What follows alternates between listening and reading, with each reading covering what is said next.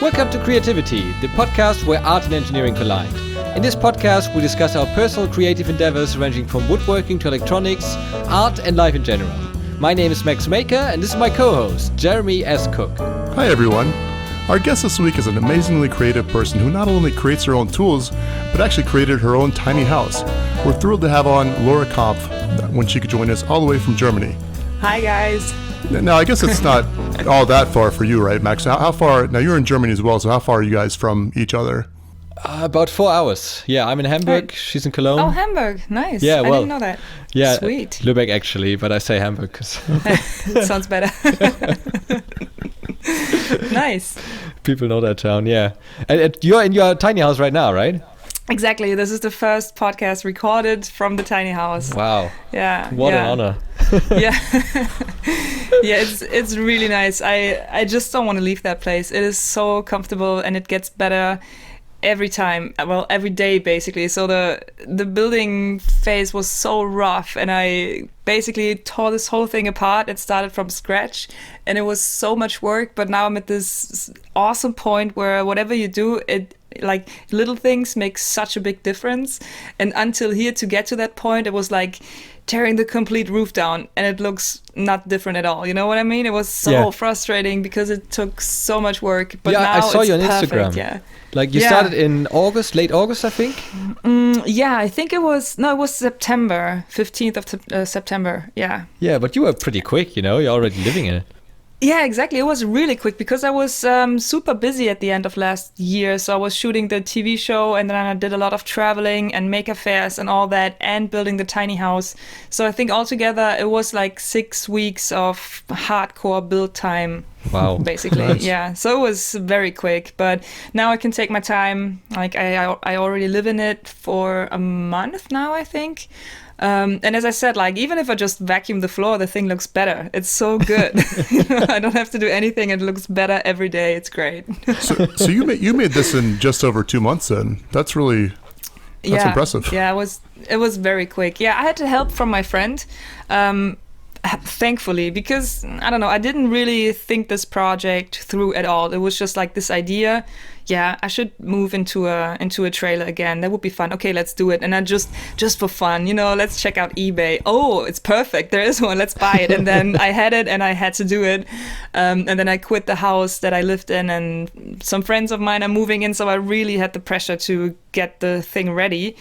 Yeah, and then luckily a friend of mine, he had some spare time and offered his help. And that was, I don't know, that really saved my life. I couldn't have done it alone. And yeah, he's a carpenter, so he actually knew what he was doing and could give me some advice on insulation and all that stuff that you never, you know, thought about. Oh, sure. Well, I guess speaking of that, you know, you watch your YouTube channel and stuff, and it seems like you've got a real multitude of talents. What would you say what's your background as far as that goes? You could see welding, some other stuff. Yeah. Well, yeah, I mean, my background is kind of all over the place, but all the craft side of it, like welding and woodworking, that's all stuff that I basically taught myself with YouTube and, you know, watching other people and asking stupid questions in the store. So yeah, that's just, that I just pick the things up. Basically, I start with a project, you know, I think the first time I welded, I wanted to build a huge ghetto blaster, like a boombox, and I thought it would be really good to have a steel frame for that. So I went to the store and bought a welder that was super, super cheap, and then I turned it on, and then I tried it, and it kind of worked. Thing was, I didn't have a helmet back then. Like I couldn't afford the helmet as well, so I was closing my eyes when I was welding, and I didn't know about the whole UV light situation, and I had the worst like sunburn on my eyelid. That was crazy. Oh, crap. But yeah, I mean, you learn very quick with stuff like that. Sure. Well, glad everything was okay after that. I guess. Yeah. You know. That's really bad. I once had like a welding helmet that had the the battery was out, so it wouldn't the shutters wouldn't work. But I was wearing dark sunglasses underneath because I thought, you know, extra protection. And after that, I was shitting myself the entire night, thinking like, oh, did I just ruin my eyes or not? Yeah. That's scary. Like, that's the one thing you don't want to mess up. I think ruining your eyes would be worse than, losing a finger or something, You can't do anything, yeah. Yeah, but apparently Yeah. these welding helmets, at least as far as I know, they still work, but they're just uncomfortably bright. But they block the UV light, no really? matter if they're turned on or not. But that's, you might want to do some research on that. No guarantees. Yeah. Yeah.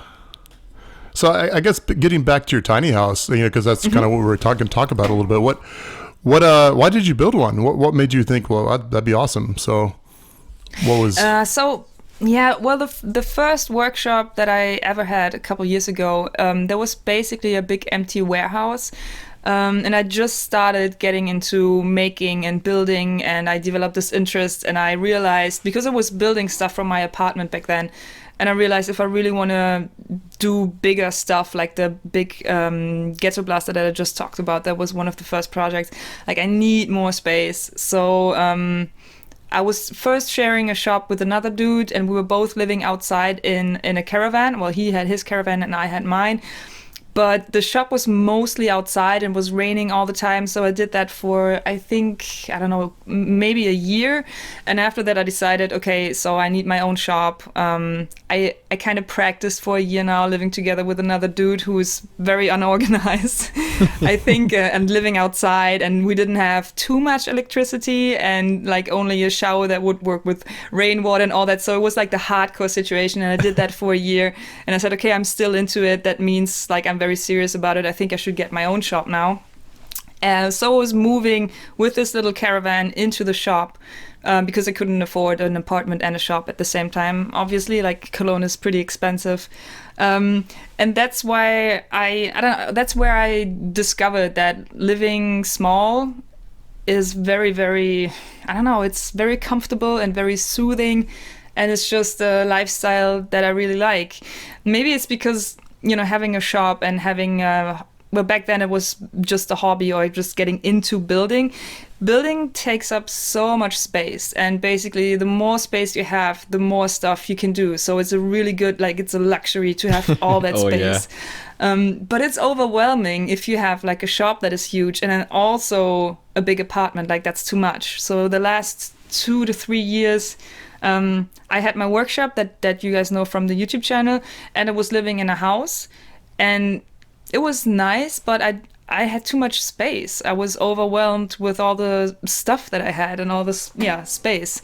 So I decided I don't want to have a smaller shop, obviously, because it's my work, and that's the kind of space that I really enjoy. It's freedom, and it can be used for something, but I don't need a living room and a big hallway and an office and a bedroom and this and that and a big bathroom. I don't need all that. So I should downsize on the personal side and just focus on my work and trying to get a bit more, downsize is probably the right word for it. It's fascinating to hear this because I've been subscribed to you for, I don't know, maybe 3 or 4 years. Oh, wow. That's longer than my channel exists. Really? It must be shorter than that. Some other Laura, I think. Because you must have popped up in my feed at some point, and I thought there's this person making stuff, but I never found out what you're really about, How did you come to doing this? Like, are you a professional carpenter or something like that? No, unfortunately not.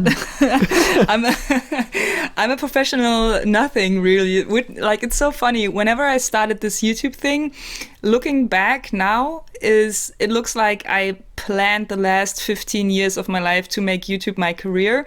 But before I started YouTube, it looked like I can never settle down with anything, and I don't know what to do, and I keep changing my jobs, and I keep changing my professions, and I'm super indecisive.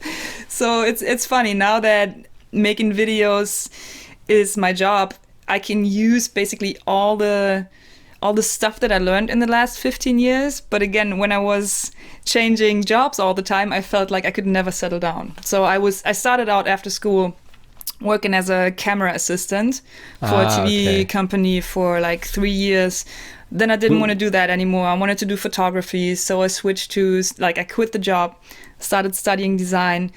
And then I didn't want to do photography anymore. I wanted to start building stuff. And then, studying design, it was a bit complicated, but I could make it work. So I was basically just building stuff, building my workshop and all that, and still got my design degree. And then I don't know, I didn't want to work as a designer, and I didn't know how to, make money with building random prototypes. Mm-hmm. So I took a job at a flight case company. We were building like these black wooden flight cases that you have like your guitar in, for example. You know these from concerts and stuff. Yeah, sure, from Breaking Bad. Yeah, exactly. So I did that for 2 years, and then I got super bored with that. And then I took a job with Urban Outfitters as a display artist, where I had my workshop and I was basically outfitting the shop, which was nice, but I wasn't working for myself anymore. So I got sick of that. And then I quit that and said like, okay, I need to be like, there's obviously no job that really makes me happy.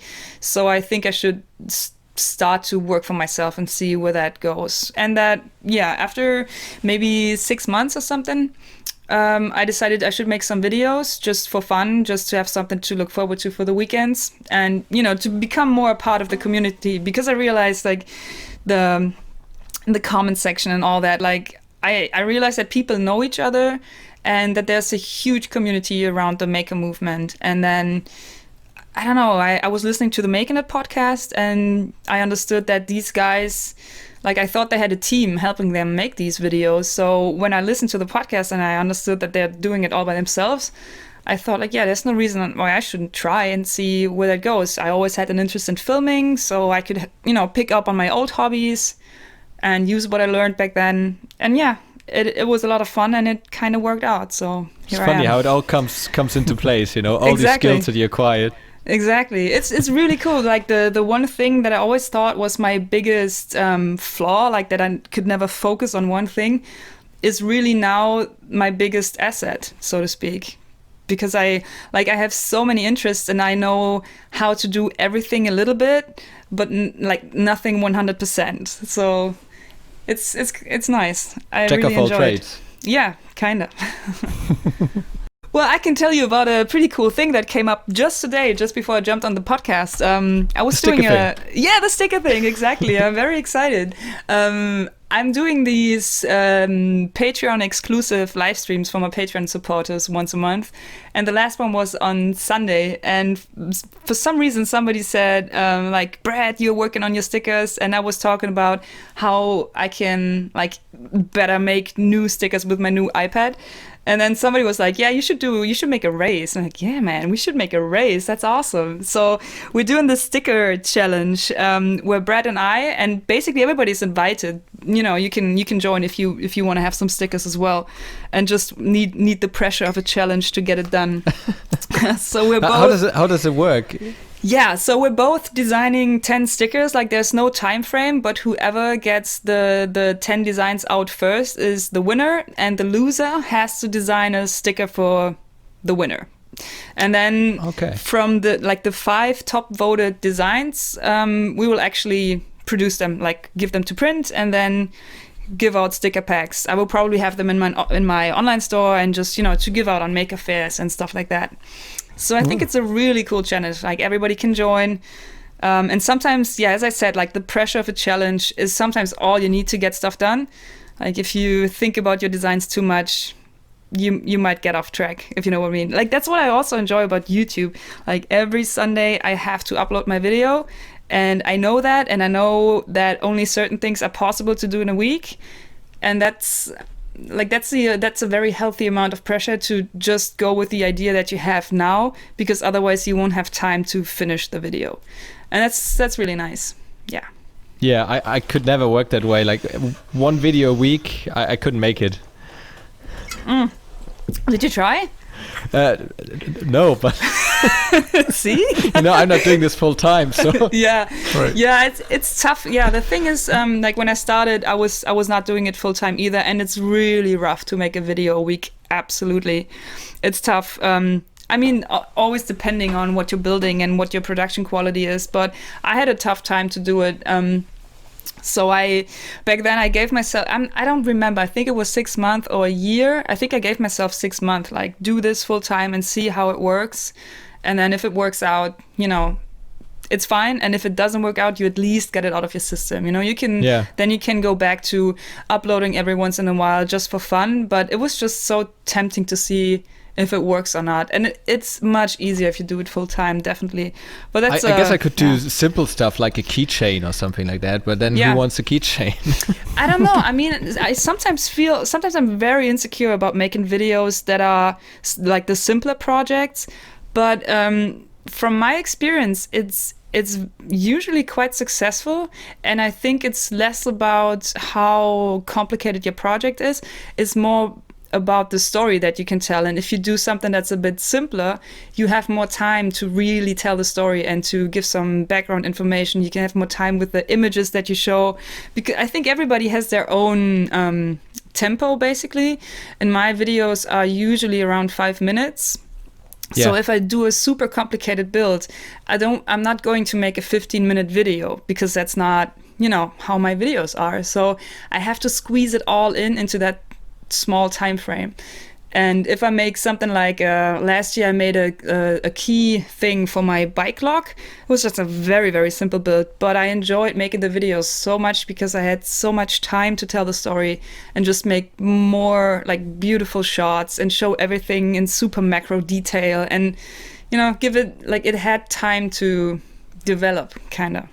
So that's nice. I mean, it's all about the story at the end of the day, Yeah. Well, that's interesting, because a lot of my videos, they'll very much vary in the time length, but that's cool that you try to keep it all to a certain length. Like I guess certain people have certain expectations of you. I guess maybe they do of us too. I don't know, but I guess you try to kind of deliver on that. I guess is that kind of what you're thinking? Yeah, and it's also, I think it's because I'm not talking in my videos, so it's always very focused on the music, and the song can be as good as it can, and it's still going to be boring after 23 minutes. You know what I mean? So Makes sense. I like the short videos. It's just my personal taste, and it's almost like a music video mixed with a behind the scenes and just a cooking show, but without food. Right. And with wood, if that makes sense. For me, the editing is a little bit like fishing. Like, you don't want to lose the fish, you want to keep them on the hook. So I always try to push myself to to edit it really quickly, really short. Like, don't let this play too long. We might lose them. That's true. Like, play it at 4 times speed. No, that's too slow. Play it at 8 times speed. Yeah, especially people are so, I mean, there's so much videos to choose from, and people are getting, maybe not, like, I can only speak for myself, but I'm getting so impatient, and if there are like 10 videos I want to watch, like sometimes you open your phone and Instagram takes a second to load. It's like, okay, next app. I'm switching to like, what's going on in my email? It's like, boring. So yeah, I think like consuming all this video content all day, every day, I mean, it's everywhere. You really have to keep the people interested. Otherwise there's too much other stuff to watch, Oh, sure. It's just amazing the time we live in. I mean, I was talking to Max the other day. He's like, here I am in Germany talking to you on the phone. Mm-hmm. Oh, yeah. In my car. On Bluetooth. And we think nothing of this. I mean, sometimes we do, I guess, but it's, you think about how things were 10 years ago or 5 years ago even. It's amazing. Yeah, I'm very aware that like I couldn't have the career that I have in a different time period, Like it would be even like 5 years ago. Yeah, definitely. It would be super, super different for me. So I'm happy. I'm glad I started doing this, because it's so much fun. Oh yeah, and the community, right? It's brilliant. I don't know. I feel like especially in the maker movement, because you have to have this like I don't know, it's such a special and niche interest. There are no fakers, so to speak. Nobody fakes being a maker, because it would be way too expensive and time consuming if you're not into it. I know 1 or 2 YouTubers that are faking this. Oh yeah, well, but I mean, it probably won't go far, and if they do, then they're very good storytellers. So that's fine too, One of them has like 500,000 subscribers. Oh, really? Who is he? I'm going to say the name, but I'm going to bleep it out. Okay, say it and then we bleep it out. It's... Oh, this guy. Okay, never watch his videos though.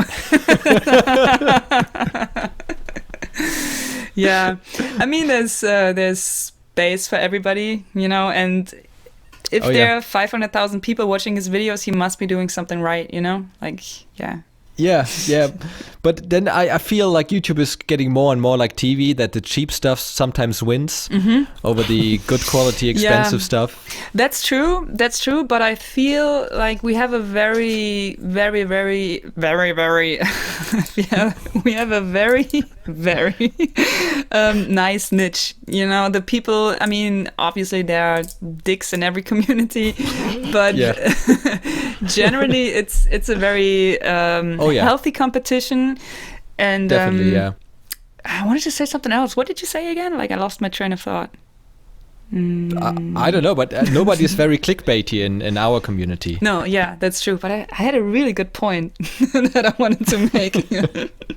Well, it will come back to me probably, hopefully. I mean, like you were saying, Max, I think there are one or two people that are a little bit clickbaity, but I feel like they kind of follow through on it. I guess I'm just thinking of one person, but you know, I feel like.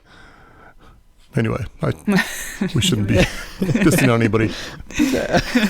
And I can't remember that guy's name off the top of my head, so I'm very terrible with names, so I apologize for that. No, I think overall we should be totally happy with this community because sure. It's all right. It's definitely all right. Everybody is helping each other. Yeah. For sure. Man, I had a really good point. What was it? Like the high quality stuff. Versus the cheap stuff. Oh yeah, now I know again. Yeah, exactly. So I think the content that we make is never for the mainstream audience. Like, it's very rare that there's a viral video in our maker community. I mean, Jacko had a really viral video with the fidget spinner stuff. Yeah. And I think my video that works the best is the beer bike, but I mean, it's obvious, like it's beer in the title, so yes, it works. But I think we're not, like, we'll never be, so if we were musicians, like, we're not the bands that play on the radio, but we are the indie bands that have a very loyal following. So, like, we probably won't make the most of the money on YouTube, but we can have, like, an income from selling merchandise or having, I mean, you can't have an income from meet and greets, but like the fan base is very loyal and they want to get to know you and they will follow you also on other platforms and they maybe support you on Patreon. And because that following is so loyal, sponsors are very quick to be interested. You know what I mean? So no, I don't. No, you don't. This is really news to us, Laura, but thanks for enlightening us. Like, selling merchandise? What? Maybe, you know Patreon? what? I've got one Patreon. One. I sold a sticker one time. Yeah, maybe you should. Oh, you're greedy. You should join the quicker sticker challenge then. You know, you will get some exposure from that, and you can make some designs. And at the end of the day, you have a sticker. I'll join the quicker sticker thing. Okay, good. Do it. Because that's like, I mean, especially with YouTube changing the whole AdSense thing, and they changed it again. Like, what's the new thing? You have to have 4,000 view hours or something like that before you can become a partner. Like, never rely on YouTube, because that's probably, I mean, this is my personal advice. And it's different for everybody. But YouTube is, like, from an income perspective, it's my least interesting what is that, point or thing or whatever. Like, YouTube, I don't even count on the money from YouTube because it's so inconsistent and it could be gone tomorrow. And although YouTube is like the biggest platform and my favorite platform, obviously, like, I never rely on that money. But again, like, the following is much more interesting, and you don't have to have like 500,000 subscribers. Like, if you have 50, but they're all, I don't know, like, if you make local stuff and they're all in your neighborhood, and you can have like 50 people show up to a meet and greet and build this community from there, like, that's super interesting and much more interesting than having this huge faceless crowd of people that just click the video because there's beer in the title. You know what I mean? Yeah. When I started, I had two successful videos. One was a camera slider and one was a climbing volume, like for a climbing wall. So now I think like half my audience is just climbers and photographers, and they don't care about all the other stuff. Yeah, it's very difficult to build an audience, and you said you're not doing it full time, so that's completely different as well. And it's not getting easier with all the channels, but I don't think it has ever been easy. On the other hand, It's interesting because I look at, like my channel and, either of your channels, and it's like, well, she has more subscribers than me, so does Max. But then you see this other guy who's got, 200 subscribers. It's like, he should probably have a lot more than I do. Just there's a lot of talent out there that's not necessarily recognized. And for sure. It's interesting.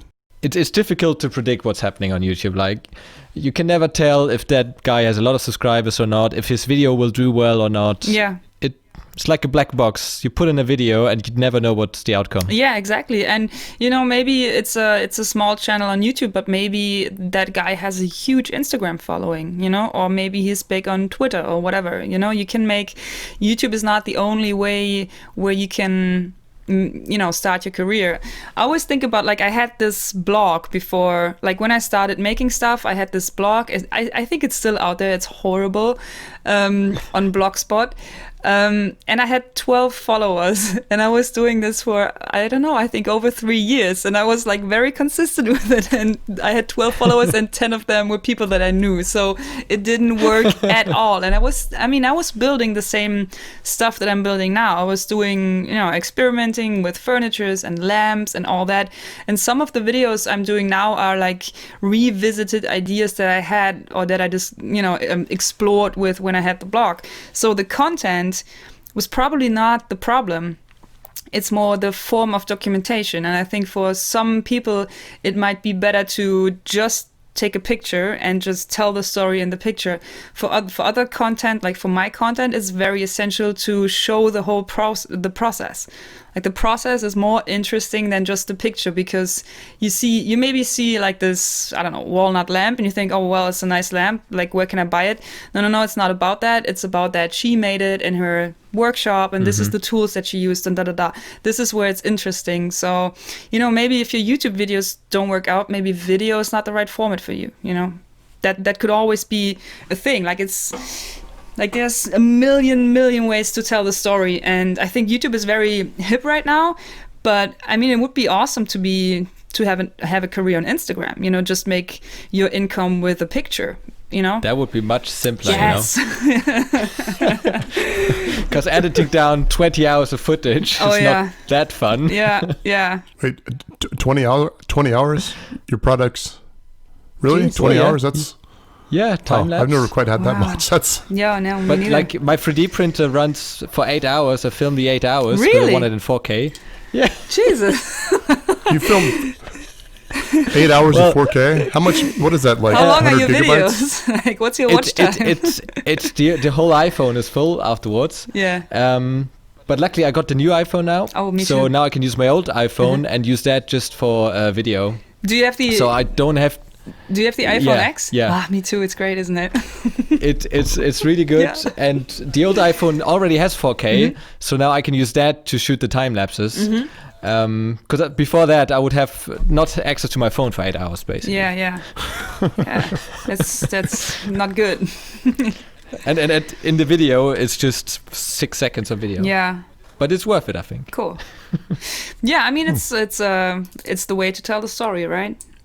I found, because like I try to, with this weekly schedule, editing is obviously a big part of the process, and for some reason editing is something that I can do half asleep.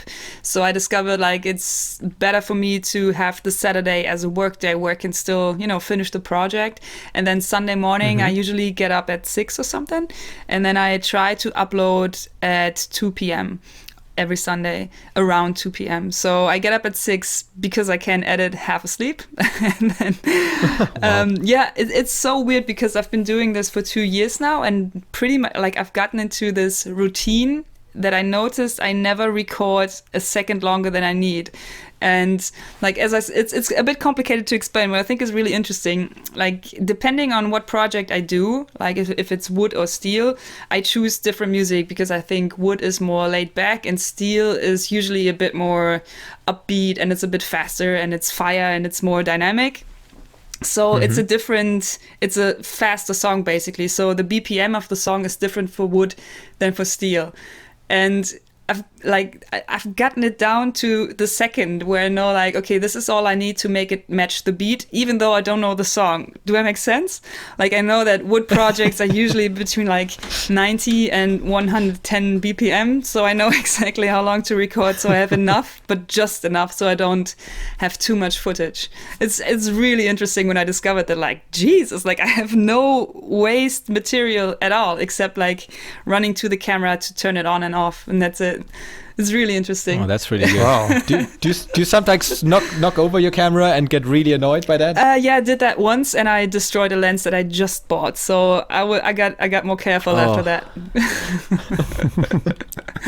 Yeah. Well, that's amazing. I'm kind of jealous of you, to be honest. I mean, I don't waste quite as much footage as Max, but I'm definitely take more than I need. Yeah, I think it's just because I'm too lazy to watch all the footage. So it's out of laziness. Yeah, I cut everything out though. Like if I put in 5 screws, the time it takes me to grab the next screw and insert the bit and position it, I cut that out so it looks like I'm just all 5 screws in. Exactly. Really, really quick. Yeah. But it's a lot of cuts, a lot of deleting footage in between one shot. Yeah. But then it's faster. But I started recently to shoot a little bit more real-time footage and to cut it down a bit because it's too much. Yeah. Yeah. Sounds like it. Sounds very like a lot. But I guess Jimmy does the same, right? Yeah. Yeah. I mean, that's completely his style, right? To do the fast forward thing. Yeah. Yeah. But then if he does 5 things of one, he will just film one of them. Yeah, exactly. Yeah. Well, I try to dissolve it into different shots. So I basically, like let's stay with the 5 screws example. If I have 5 screws to put in the wood, like I first establish what it is that I'm working on. So you would probably see me in the shop with a piece of wood and then a shot of the 5 screws so you know how many it is. And then probably like 2 or 3 macro shots of the driver driving the screw and then how the screw sits in super flush. And then another shot with the 5 screws in like the 5 screws installed. So it's basically, I mean, instead of speeding it up, I take different shots, but with every cut, you also have like a time cut. You know what I mean? So because the image changes, you don't have this direct sense of time. It's not real time, but you know it's really hard to explain. You know the progress, basically. So you know the start and the finish, and it doesn't really matter how long it took me. But you saw all the steps and now it's done.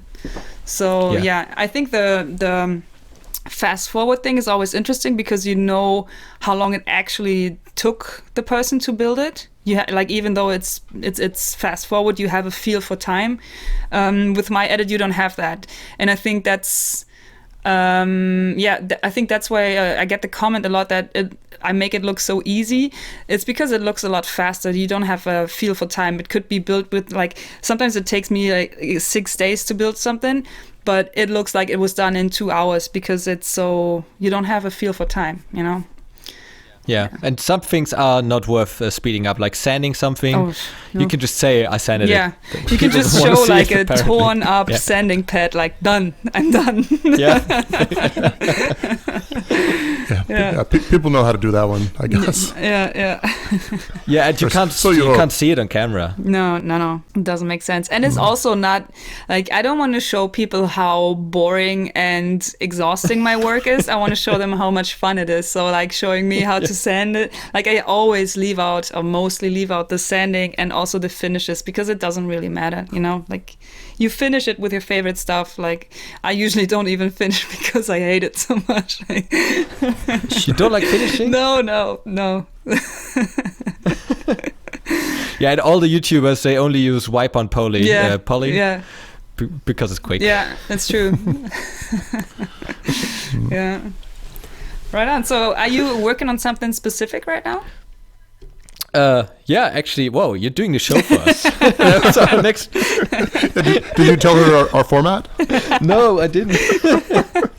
Yeah, that was something we always talk about. Like, what did we do? I've been building a lot on my.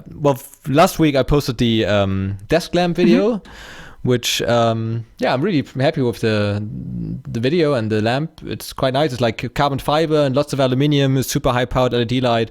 Like, I wanted the perfect desk lamp, one that I like absolutely 100%, and I couldn't buy it. And even the expensive ones, like every dentist has one of them on his desk. Oh. Because the designer and the dentist have money. So I built my own. Yeah, and now I'm building my electric hydrofoil, which is like a surfboard. Oh, nice. With a motor in it and a wing underneath. Wow. And I've been cutting all the shapes out of foam on my CNC and gluing them together. And now I'm laminating, and it's going well so far. Cool. Very, very cool. Yeah, I'm really excited to see that one in action. I think that'll be too. Really awesome. Hopefully you won't hurt yourself. I hope I get to ride it. Oh yeah, lots of sharp corners, like the blades of the propeller, and the wing itself is very sharp. So yeah, watch out. Yeah. Well, I wear protective gear. Yeah, are you sure you don't want to get a motorcycle or something, or a hover? No motorcycle. Hovercraft? No. It's like a hovercraft. It flies. It's crazy. It flies. That's true. Yeah. Today I tried a few spray paint companies. I sent them emails if they want to sponsor the spray paint, because I need a lot of spray paint for it, and didn't hear back from anybody. I do expect to hear back from anybody. Yeah, it's weird. Like, I have to say, I never once had luck with reaching out to a sponsor. Never once. Like, I feel like oh, really? I mean, I hear a lot of people are super successful with that. But for me, I don't know. Maybe it's because I usually try. I want to work with more German companies for the obvious reasons, But they're a bit behind. Yeah, we're a bit late to the game, so it's very. Yeah. And so I reached out to a couple companies. I can say the names, but you have to bleep them out.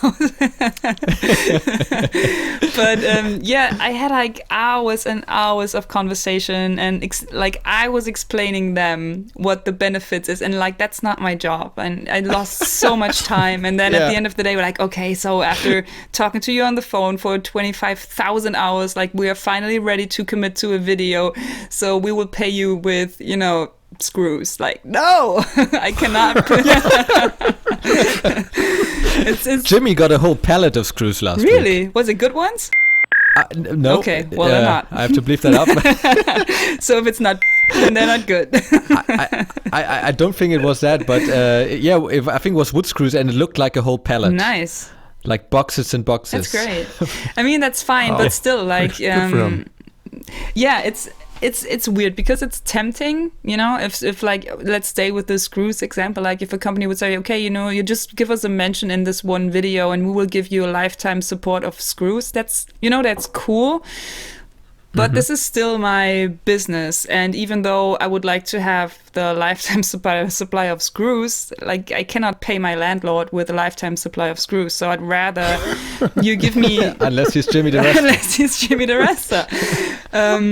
Yeah, so I think it's something like you have to watch out for the market and for other creators as well. So if you take these deals, companies will get used to it, and that's not the way this is supposed to work. Like, we should be paid for our work, and with actual money, and not with screws or glue or tape or whatever.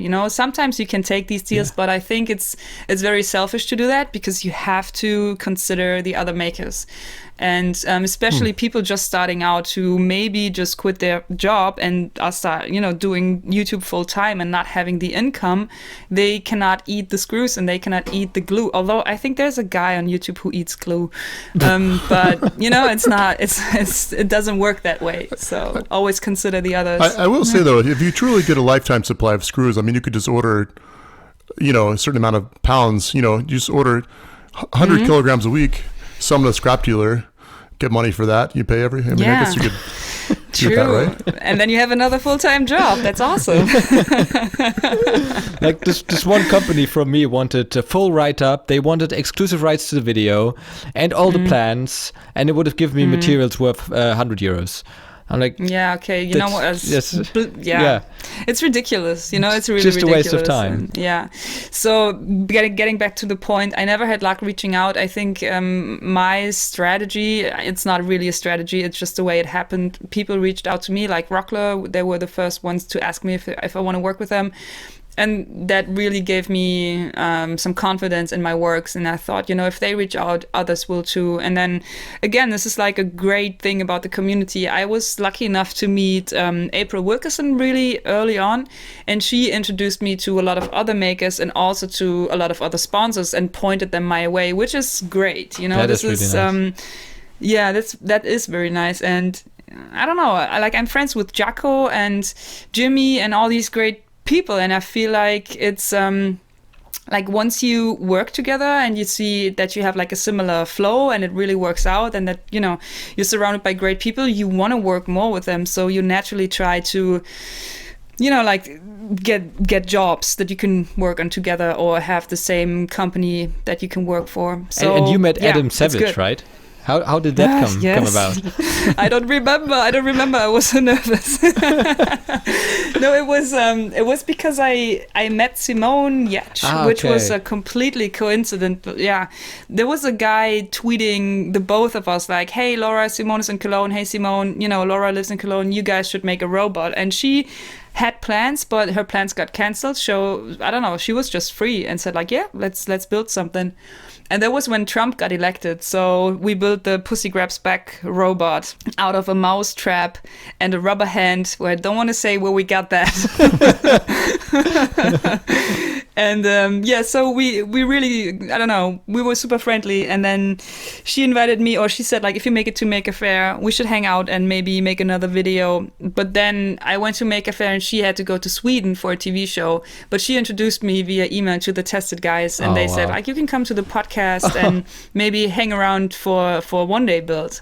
So yeah, like I'm not even kidding. I was so nervous. I really don't remember too much of that other than like being super impressed with Adam. He is such a professional and such a good, genuinely good dude. And he's like professional in anything he does. Yes, like his cooking, his making, of course. Like he's got his books at home. He's got like a library, and he's got all the books, like I think, in a database. Yeah, he is crazy smart. Like even to a point where I'm afraid to say something stupid. You know, he's very, very smart. A good dude. He is very successful for a good reason. Yeah. Now, what about you? Yeah, I hope I was.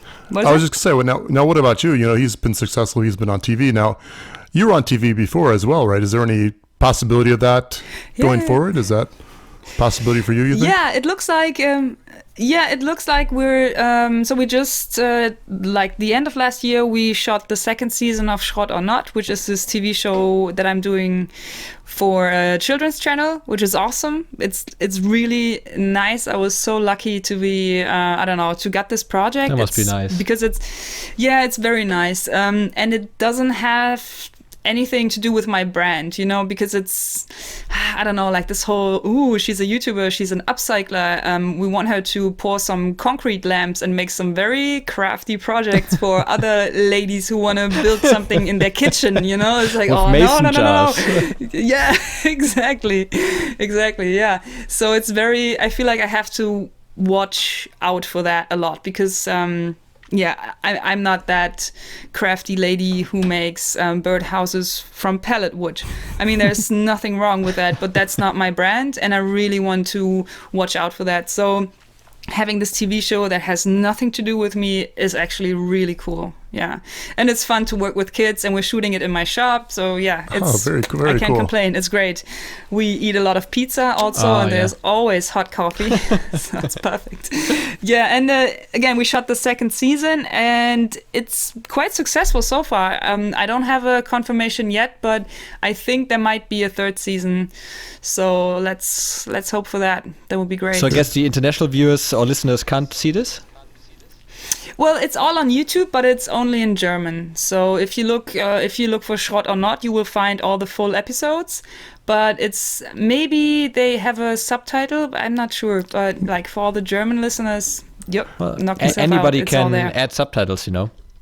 Now you say Uh-oh. shot or not? Is that a German word? I don't know that. It means Schrott, garbage Schrott or means, not garbage. Something Garbage like or not garbage? Yeah, junk, basically, yeah. Well, it stands for Is like it? metal garbage. Like Like junk. Is Junk, it junk? yeah. Or, Oh, okay. That makes sense.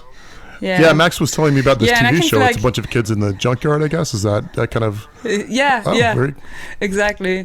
Yeah, so we take it's always 2 teams of kids and we take them to the junkyard and then they get a challenge, like you have to build a boat and then they collect everything that they think they might need and take all the shit to my shop. And then we're trying to make it work. So it is a friendly competition and I'm like helping out both teams, and it's definitely the goal that both teams have something that they can drive, ride, or play with, whatever the challenge is. And it's usually big fun. And there's a little spoiler for the second season. I have to dance at the end of one episode, and I did not know about that. That was one of the worst moments of my life. And it will be live in television in May. Yeah, it was really good because it was, I don't know, I'm I was sure you super could put tired. an excerpt from that on your Instagram. Yeah.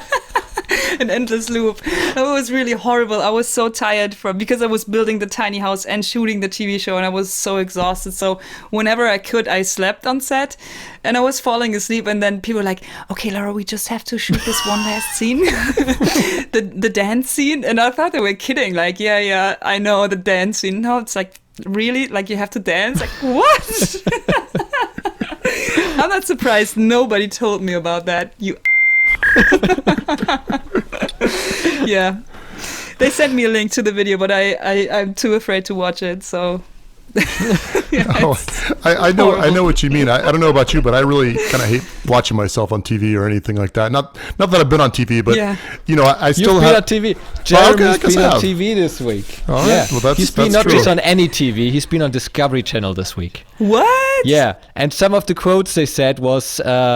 What was it? No challenge too hard for him? Yeah, so no challenge is Ooh. too great for Jeremy. I was like, well, Yeah. I didn't know that, but thank you. I wouldn't have necessarily said And that they about myself. introduced him as, "Hi, I'm Jeremy, and I make robots." Oh, nice. Yeah, it was. And that's why I sound like a robot. That is right. No, it was so much fun. I mean, these people, the cameraman and producer came down and they basically asked me questions about my robot and filmed around my shop and stuff. And I don't know. I guess you guys have had that experience, but just being able to talk about myself all day, them asking me too was like, it's kind of nice. I mean, it's a good thing if you enjoy that, I think not everybody would enjoy that. So if you feel like it was easy for you to be in front of the camera and talk about yourself, that's a great thing. You should definitely, Well, acknowledge thanks. that. It's interesting though. I did it, and the people are asking me the same questions over and over because they wanted to get the right shots, and I'm just thinking, in my head, this is pretty interesting for one day, but if I was a celebrity or something, had to do this day after day after day after day, I probably wouldn't like it very much, to be totally honest. Yeah, I think especially the contrast. Like, we all make our own movies basically and our own little show, and then you're by yourself, working by yourself. You have your time schedule, and at the end of the week or at the end of the month or whatever, like, you have your video done.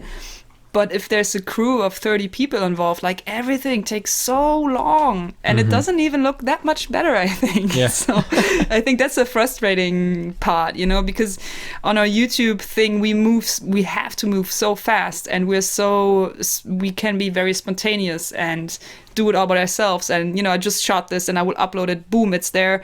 Next project. And it's so different with TV. I think, with YouTube, you've got a certain vision for how things want to do. So you can set it up, you can do what you want. You've got nobody to answer to, really. I mean, not whatsoever. So you can really move very fast. I think there's a certain efficiency on that. I think you put 3 engineers together and you're going to get something done maybe 50% faster and not 3 times as fast most of the time in a project setting. Yeah, that's a good point. That's a very good point. Yeah, sometimes I wish I had somebody in my workshop to help out. Like, just hold this for me for a second. Yeah, it does make things a lot faster. That's a good point. If anybody's interested, I'm actually hiring an unpaid intern for Jeremy Cook Consulting. So, if anybody wants to just come by and work for free, but remember, he makes robots. That's all he does. That's good.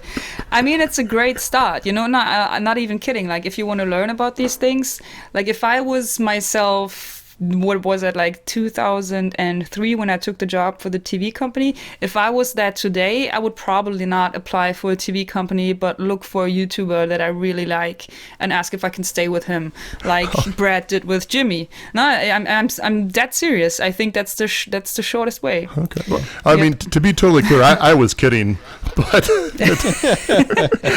think you're right. I think it is a good idea. But you can apply anyway. He's in Florida. It's nice weather there. It is. He's got a pool. Probably. Yeah. Where in Florida are you, by the way? Near Clearwater, Tampa area. Oh, right. Okay, cool. My grandfather lived in Naples, so I was there. Did he retire there? Pretty often. Yes, he did. He moved there when he was 50. And nice. Then had a great life. Yeah, I mean, retiring when you're 50 is pretty awesome in the first place. That's great. Yeah. That was a pretty spontaneous decision, I think. But yeah, it was a good decision for him. Yeah, nice. So I've been there quite a lot. It is beautiful weather. Oh yeah, it's always great in Florida. Yeah, it's very nice. It's really nice right now because it's not too hot, but it's not too cold. So we have to. I got to put on a light jacket sometimes, so it's kind of suffering for us.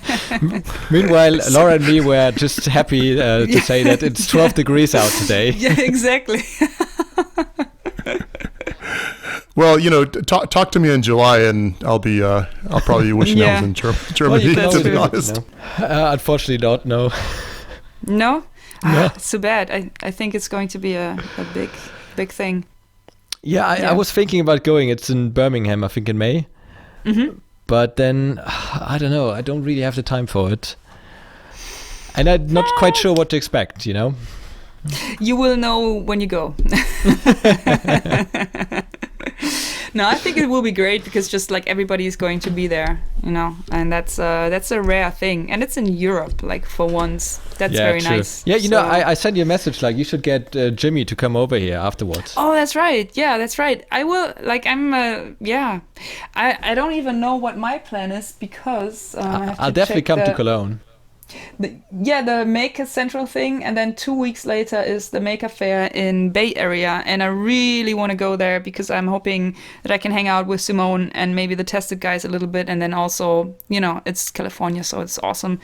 I'm trying to go there this year again, so I'm not sure what the other guys' plans. I think April she will be at Maker Central as well, and I think she's leaving right away because she's building her huge shop. Mm-hmm. So I'm not sure. Yeah, I will reach out to Jimmy and see what's happening. Yeah, I just got a mail from his girlfriend today. She's Taylor. Yeah. Yeah. She's working on some more furniture. It looks like. Oh yeah, the black thing that she posted on Instagram. Oh, I don't follow her on. I don't know. Okay. Okay. Yeah, she just posted like a black oak thing. I think. Yeah. Yeah. That's it. All right. Awesome. I've got to check that Instagram now because that might have been my picture. Oh, you designed that? No, she designed it. I just made a rendering. Oh, nice. Sweet. Yeah, man, we have to keep in touch because I just got the CNC thing and I don't even know where to begin. And I hear that you're pretty good with that. That's not mine. That's not mine. That's hers. What is that? That rendering that she posted, it's not mine. It's the same product, but... Oh, okay. Looks like I think she did this on Illustrator. All right. And nice. I'm doing the proper thing. Oh, who knows? Maybe she doesn't like it. What's the proper thing? Well, the same thing. It's just a rendering. Okay. Yeah. It's all she wanted. Yeah. And yeah. Nice. But I haven't heard back from her yet, so it's a bit early. Cool. Yeah. What are you working on right now? We haven't even finished that yet. Yeah. Okay. Well, this week I'm late, so I haven't really decided. I was caught up in some other organizatory stuff and doing my bookkeeping and all that madness, which is horrible. But I think I want to do a tiny house thing, and I don't have any shelves, so I'm thinking maybe I should build a shelf that goes over my bed, and from the underside there's a like a mount for my iPad, so I can watch TV, be super lazy, and just lay on my back, you know, and watch up. So that would be, I think that would be very convenient. And I just started to think about it, and you know, it sounds like, oh, just a shelf, but then if you think about it, like, shelves are not that easy, because it's always a decision, like, how do you, like, the mounting it to the wall is also a very strong and heavy design decision. You know, what kind of technique do you use? Do you use like a French cleat thing, but that's never super sturdy for a shelf? Or do you have a proper bracket, but that looks kind of, you know, I want to have a hardwood look, and if I go with metal, then I would probably choose brass, but you know, connecting brass is not as strong as welding. So do I take steel? Yeah. But that changes the complete design. So these things, I think, is always interesting. When you see the video, when it's done, it's like, if I did a good job, people won't second guess this decision, you know, with whatever decision I go. But it can look very wrong very quick. And it's a much tougher decision than you think when you see the final product. Do you know what I mean? Like, if it's a good design, it completely makes sense, and you don't think it was a hard decision. But like, how to hang a shelf, like, it's a very, you have to think about that. I like French cleats because you can, it's easier to hang it up, actually. Like, you can't hold something up and screw it at the same time if it's heavy, but with French cleats, you don't need to. Good point. Yeah, but I'm not sure, like, if it, like, depending on how wide, or how, is it wide into the room the shelf is, like French cleats. The cantilever, yeah, it might be too, it might not be strong enough. I'm not sure. I have to experiment with that. Yeah, you can use Fusion 360 and simulate it. No, I'm too lazy. It will only take you a day. And the results is like, 50-50. It's like, okay, thanks. This could hold 1 ton. It could be 2 tons, but it could also be 500 kilograms. Yeah, I have to get into that. Yeah, I think simulation is really useless, to be honest. Okay. Like, even at university, everything we simulated, it was just a guess. Okay. It could be just as well wrong. Yeah. Huh. So it's just like experience, same thing. You guess it, and then you see if it works. Yeah. Right. Yeah. Cool. Yeah, we'll see. Maybe I will change my mind about the shelf, but this is what I'm thinking right now. Yeah. Yeah. Well, that sounds like a lot of fun. I mean, plus iPad, that's light enough, so if somehow you don't get the design right and it falls on you, you just be, you just say ow and move on with your day. It's not like a 50-inch flat screen, you know. It's true, but I think everybody experienced that once when you watch TV on your phone, or like watch something on your phone. You're lying in bed on your back, and then you drop your phone on your own face. Like, have you had that? Like, you never feel as stupid as in that moment. And that hurts especially bad. I think that's one of the worst pains, dropping your phone on your nose. Jeremy can't relate because he's got kids. He doesn't have time to watch It's TV. funny. We have all these YouTubers on, and it's. I honestly don't watch that many YouTube videos. I hate to admit it, but it is kind of funny though, Laura. I was watching some of your videos, kind of trying to do some research for the show, and my son comes in, and he's like, "Daddy, can I watch the videos with you?" I'm like, "Oh, yeah, okay, fine." And so then I look over, and he liked your music so much, he was just kind of dancing around and stuff. Too. Yeah. Oh, really? It was really funny. That's awesome. So, that's nice. I hope he has better dance moves than me. It was pretty. Oh no, it was pretty cute. I'll say that. Yeah. Good. So Jeremy, what have you been building? So it's a funny question. I guess the biggest thing I've been doing, that video you were talking about for the Discovery Channel, I've been doing kind of a behind the scenes look at what happened, because you've seen the video. It's it's almost like, oh, Jeremy has these new legs to put on, and he just puts them on. But there was a lot that went behind the scenes before that. So I've been trying to kind of put it together, put a video on my channel that'll kind of explain, well, I cut this out, I did this, did that, kind of kind of like what actually happened, rather than saying it. I did a little bit of work and this happened. So it's always a little bit more, I guess it's always a little bit more work than makes for a really good story in a few minutes, if you know what I'm saying. Yeah, well, I mean, they kept it really, really simple. Yeah. Like, it broke, and he fixed it. Yeah, pretty much. Yeah, it was pretty much, it broke, and then the guy says, nothing's too challenging, or what do you say? Nothing's too, whatever. No task is too daunting for Jeremy. No task is too daunting for Jeremy. 5 seconds later, after those magic words, it's just walking around again. So that there was a little bit more to it than that. And when it broke, it was like, oh no, it broke. I have to watch that. Well, the thing is, we go out to the beach, right? And it's walking around. I'm like, oh, nah, this is terrible. You know, these guys came all the way here to watch this walk, and now they have no result to show off. But you know, the producer's like, nah, you know, you just take some video, get it fixed, take some video for me, and we'll stitch it together like it, you know, like it was a little bit, you know, more of a cohesive they story. took some of your footage? Yeah, that's right. What I did, I took it to the beach. Wow. After that. TV is fake. TV is fake? Oh my god. No, I mean, I guess there was nothing totally untrue about it. I did take it to my shop, and then after that, I got it to work. But instead of making it look like an hour, it was more like several weeks. So, you know. Yep. But it made for a good segment. I'll say that. So they did a good job on it. Can you tell, like, did the exposure, does that translate to your social media stuff or your website or whatever you're tracking? You know, it was the weirdest thing. I thought, like, okay, this is cool. You know, this will be on the Discovery Channel.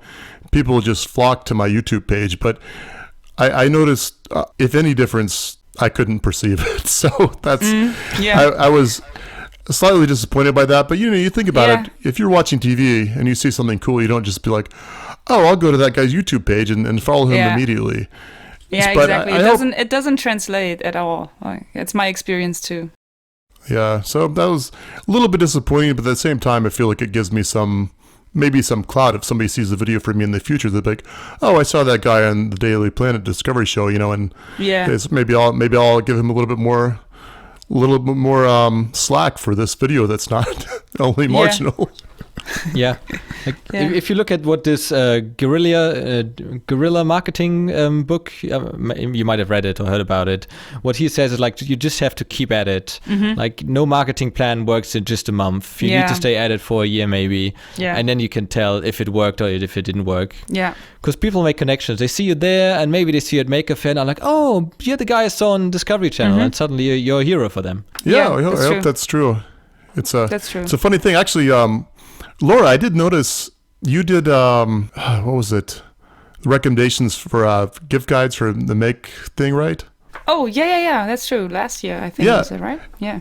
Yeah, I think so. And actually, I was in that too. I was thinking, like, you know, I guess our writing has met at some point in the past. So, oh, cool. Just thought that was kind of funny.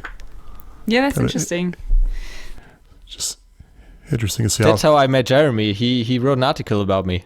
Oh, really? Or about a video, yeah. Yeah, Sweet. I think it was on your slider, right? That is right. Oh, yeah, there was a camera slider, yeah. Yeah, so. You see, like, that's a community thing. You know, that's what I mean. Like, once you meet people that are like-minded and you like working with them, you will try to get more jobs with them. So you guys connected probably with the article and then, you know, maybe talked a little bit and then made this podcast or whatever, you know. That's the way it works. Yeah, it's really nice. For us, it's especially nice to meet somebody that's like-minded because they're quite rare. Like, oh yeah, for sure. You mean like in Germany or? Not just in Germany, like in general, people that like making. Yeah. Like, I wouldn't know many. No, that's true. Sure. Personally. It's an interesting thing because, you know, with that stuff, you say, well, why did you make that? You don't really need that. You know, you can just buy that at the store. And it's just kind of hard to explain that to somebody. That's true. I mean, it's because you know, you think about it logically, there is no real point to it except just to say I made it and I really enjoy that. Yeah. But not everybody does. So that's just how people are different. I mean, like, I will never understand why people like to run, you know? I don't understand it. It's horrible. Like, I'm trying to get into it, but it's not fun for me. So you can never explain somebody why sport is awesome, you know? Like, either they are sport interested or they get it and they do it or they don't. So I will never be a dancer. That's a good point. I do hate running myself. I do it because I would be quite fat if I didn't. But you know, that's I don't do it for the fun of it. You know what I mean? Yeah, exactly. Like I try to do some sports as well, but it's like the same it's hard. It's very hard. I have to do it, but like going to the shop is very easy. Like I never have to convince myself to get some work done. I'm always motivated to make something. I'm never motivated to run. You know, I guess that's the difference. Yeah. Yeah. Yeah, me neither. Yeah. I mean, I feel like But that's it's cool. decent exercise too. When I did that kind of, I had a job that was I was basically engineering co-op, but I worked more or less as a machinist. And man, I got in great shape after doing that because, you go to work and actually stand on your feet all day and work with machinery. It was, I don't know. I thought it was good exercise, if nothing else. Yeah. My feet always hurt after a day like that. Oh yeah, mine too. Especially with a broken toe. Yeah, how did that happen? I ran against a chair on New Year's Eve because I had a you went drunk. eierlikör incident. Yeah, I don't know. Is eggnog the English word? Yeah. I egg-knocked my feet against the chair. Egg-knocked. Yeah, Egg-knocked my feet. That's a very good pun, I have to give you that. Nice. Yeah, so nothing special, but yeah, it's funny. Yeah, my New Year's was similar. Yeah? Jeremy's wasn't. Yeah, again, kids are a great excuse for anything. It's, but no, I love my kids, but it is kind of like New Year's Eve. It's like, well, I could stay up tonight, but then tomorrow at 7 a.m. they're going to be up, wanting me up too. So you don't tend to celebrate that hard. It's the same thing with the dog, though. He always is. You've got a beautiful dog. What kind of dog is that? I wanted to ask you. It's a stray dog from Spain. So it's hard to say what's in there. Like it's a street dog. He was in a dog killing station, and there's an organization that got him to Germany, and I took care of him now, and he's very relaxed. But he's not homeless anymore. He's got a tiny tiny house. He has a tiny house. And to be honest, like going back to the point that TV is fake, like he hates it. But I think he will enjoy it in summer. It's just generally too cold for him outside right now. He starts shaking immediately. He's a Spanish dude, so he's used to warmer temperature. So I got him into the house, and he kind of liked it for a bit, but then he understood that he's supposed to stay in there, and then like, nope, I'm out of here. I want to go back to the warm floor heated, bigger tiny house. So how do you heat your house? I have a floor heating. Yeah.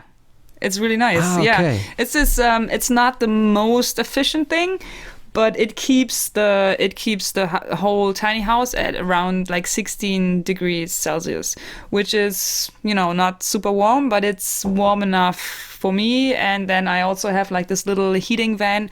So if it's, if I need it a bit more comfortable, I can turn on the heating fan, and from the 16 degrees, it's really warm in here super quick.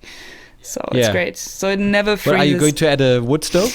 No, I thought about that, but the thing is, like, the house is in the city now. So it's in between two houses, and first of all, it's not really legal to do that. Like if somebody doesn't want me here, they can certainly tell the city, and then I would have to move. Like I'm not allowed to stay in the house, so I don't want to attract any attention. And to have the chimney for a wood stove, it has to be at least 1 meter higher than the neighboring house, and that would definitely attract attention.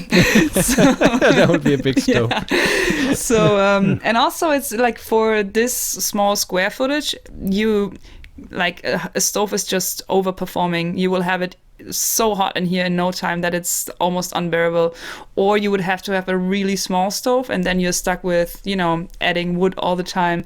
And my idea, since I'm traveling a lot more than I used to, like I would be gone every now and then nobody would heat the house, and then you have problem with too much humidity and stuff freezing, and I have all my computers and everything in here, so I really don't want this to freeze. So I decided to have the floor heating. It doesn't have a footprint, and it was very easy to install. And I think it was a good choice, yeah. Especially because of the footprint. Like if you don't have, it's only 12 square meters basically. So I don't want to waste like 1.5 or 2 square meters for a stove. Yeah, of course, yeah. I always thought you could have, instead of a ladder for the loft, you could have a little elevator, like just a platform with a winch where you step on and you press a little button and it lifts you up. Yeah. Yeah, you are an engineer, aren't you? That's my reason to build a tiny house. Yeah, I just I'm super excited about a new thing that I might buy. I'm meeting this guy tomorrow. He has an old like army or Bundeswehr. It's a trailer, and on the trailer there's a container from the like wie heißt das? Sanitäter, like Red Cross. From the medic. Yeah, the medic.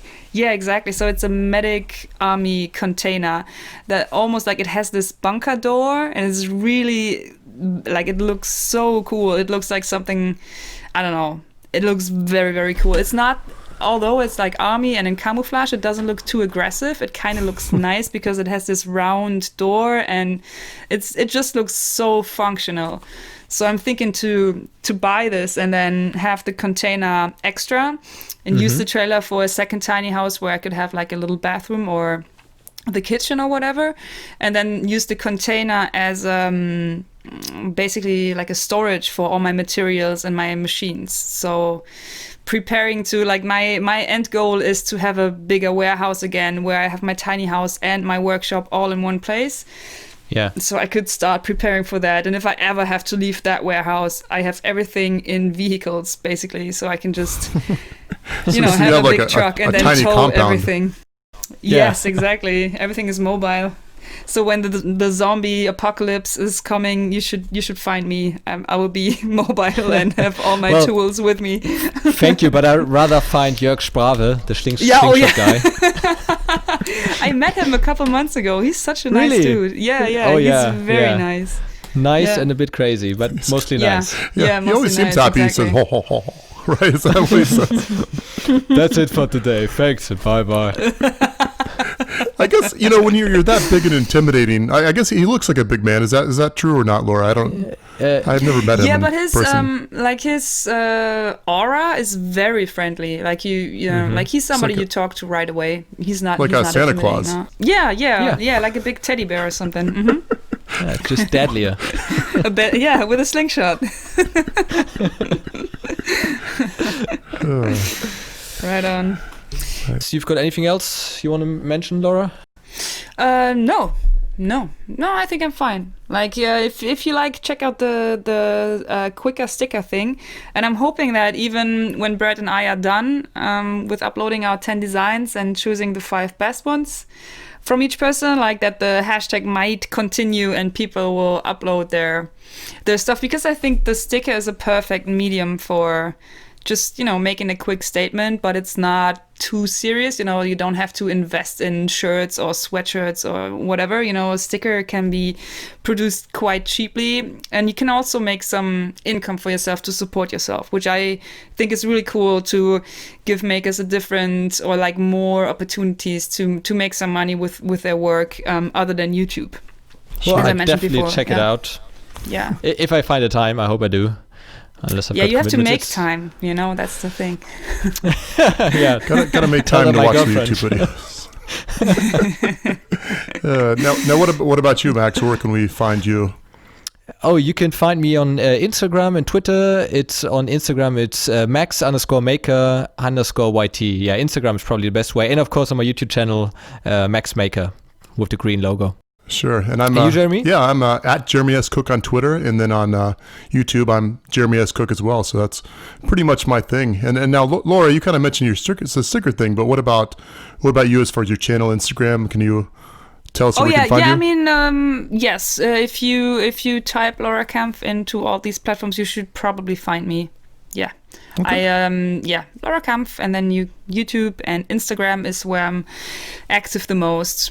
Yeah. And you've got a super cool logo, I have to say that. Yeah, thank you. I can be very proud of that because I didn't do it myself. So it's very, I'm super proud. It's a very, very good logo from a Texan designer, actually. Yeah. That was the first investment, so to speak, in my business. Yeah. Very cool. All right. Well, it's been great talking to you, Laura. And you too, Max. Thank you so much for having me. It was great. Really interesting to hear from you for once. Yeah, cool. As I said, like whenever you need a guest, let me know. I'm always up for podcasts. I love that. I think we'll definitely come back for that. Cool. And yeah, Let's if do you it. need help in Cologne, I can come down there. Sure, yeah. And I will let you know when I'm in the north. Yeah, let me know. And let's try to get Jimmy to Germany. We can have a meet. Sure. We can even organize it. Yeah, we can do that. Like, Yeah. is he willing to stay longer? Did you talk to him about that? He says he doesn't know because he doesn't do this traveling stuff. Yeah, exactly. Like, he cannot take his pickup truck, Yeah. so he will be... We'll It's probably see. a good idea to have somebody else manage that for him. Yeah, maybe we should ask Taylor then to organize it. Oh, yeah, if she does that. I thought he has an agent, but yeah. All right. All right. Cool, Yeah. guys. Take care and, enjoy the rest of your day. You All right, too. You too. Thanks a lot. Cool. Bye-bye. Bye-bye.